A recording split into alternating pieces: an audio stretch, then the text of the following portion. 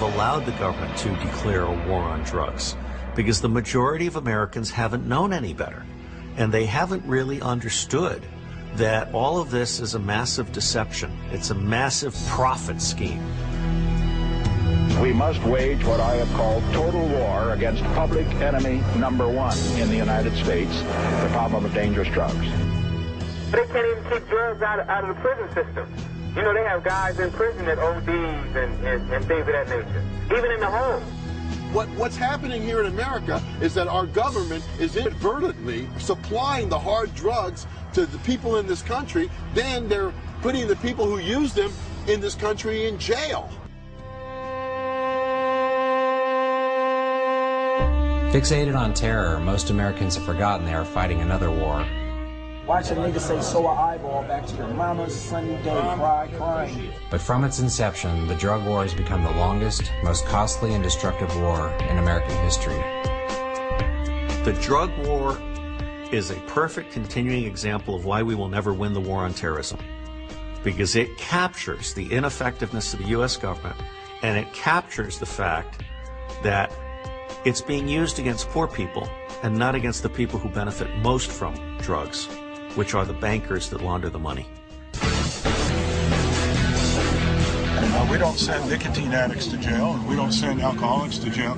We shouldn't send drug addicts to jail. Oh my God, do you mean they'll legalize marijuana and you can buy heroin at 7-Eleven? People have to realize that most of our history, we didn't have federal laws against the use of drugs. $50 billion a year at the local, state, and national level, clogging our courts year after year.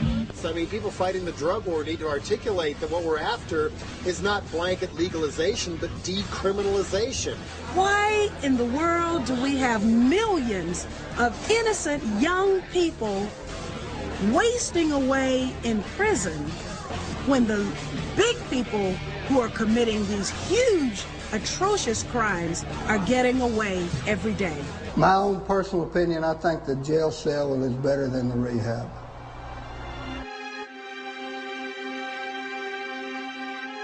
This year is the 30th anniversary of the Drug Enforcement Agency. It was created by Richard Nixon in 1973, and Richard Nixon is really the creator of this drug war from 1971. With every passing day of this drug war, the battle line seems to be getting harder and harder to see. And yet it's almost impossible to believe that the same rules apply to everyone.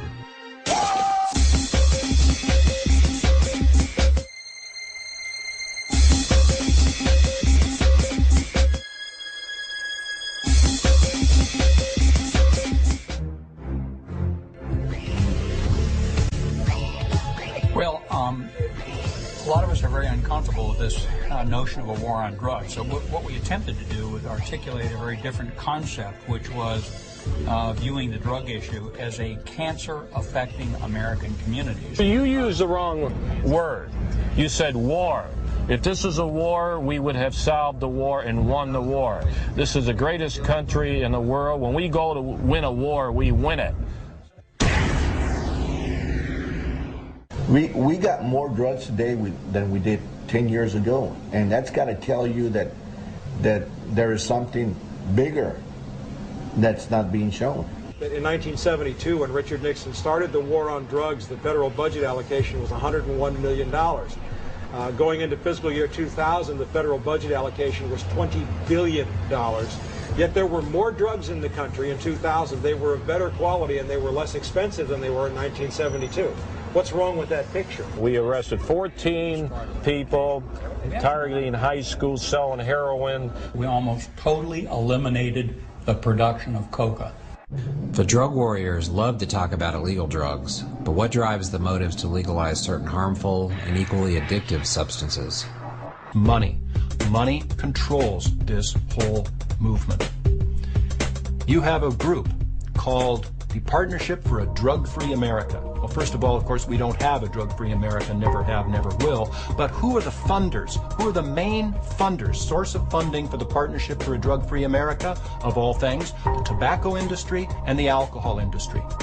They are drugs. They are mind-altering, sometimes addicting drug-free America indeed. But why do they do that? They spend huge money to reinforce the distinction between legal drugs on the one hand and illegal drugs on the other.